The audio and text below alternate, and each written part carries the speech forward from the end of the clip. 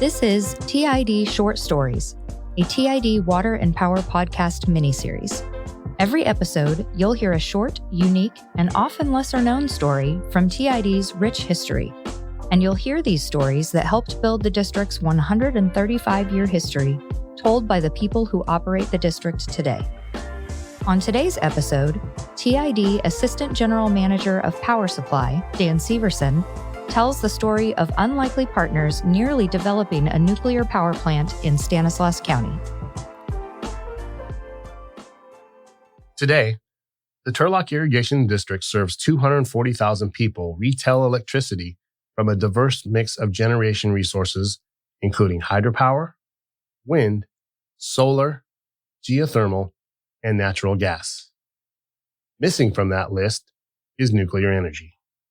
However, in the early 1970s, as the district searched for new generation sources, a nuclear power plant was nearly built in the foothills of Stanislaus County, with an unlikely partner.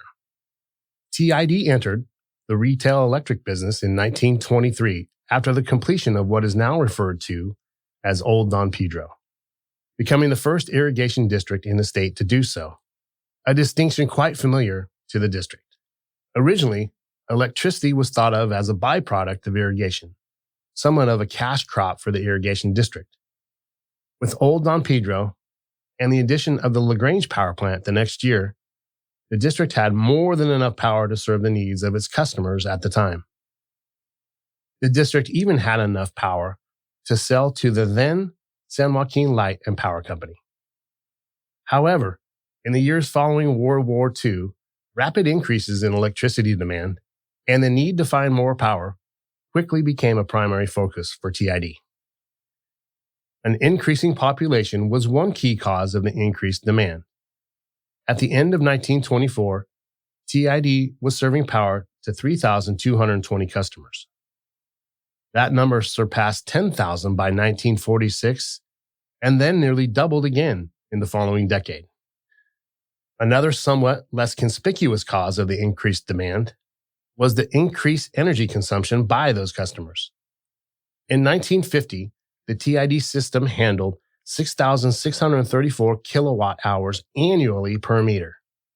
In 1960, the number was up above 10,000 kilowatt hours and would rise to above 17,000 kilowatt hours by 1970 per year.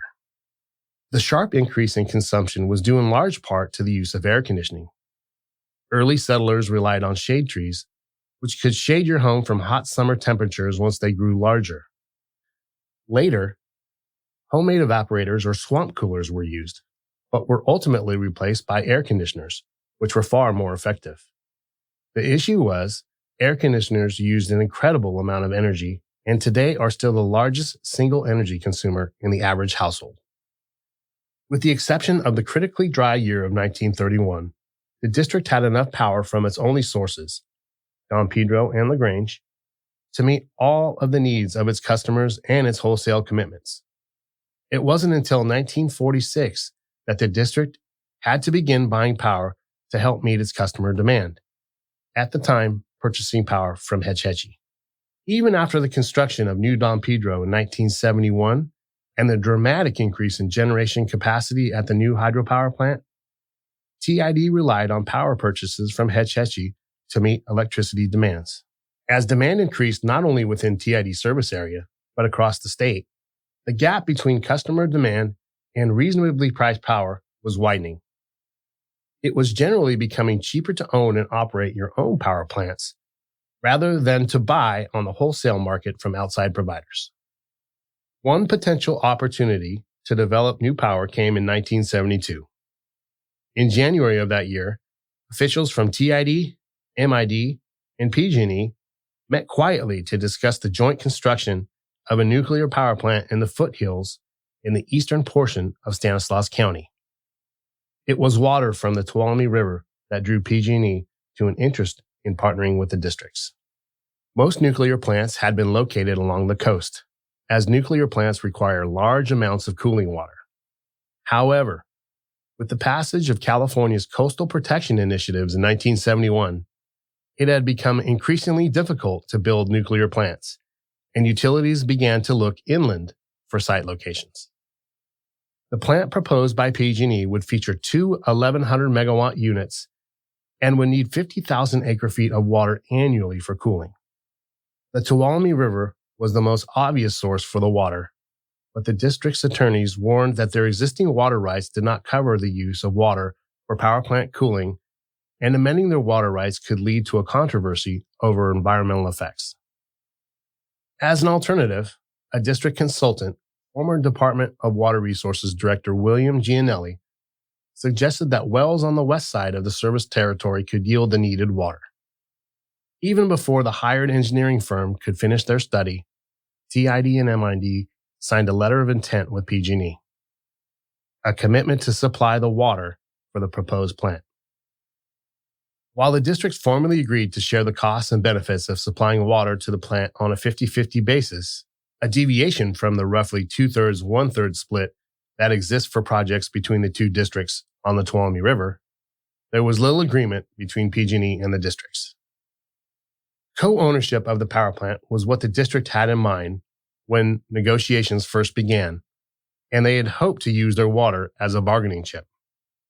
PG&E, however, made it known that it wanted only a water service contract that would repay the districts for their investment in wells and pipelines and reimburse them for the water delivered at the same rate as district irrigators.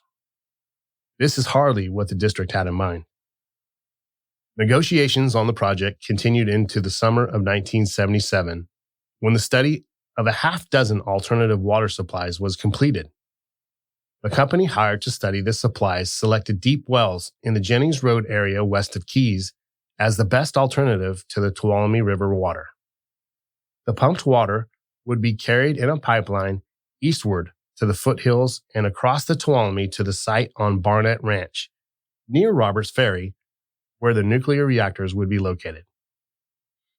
This information was used by PG&E when it submitted its formal notice of intent to the California Energy Commission in August 1977.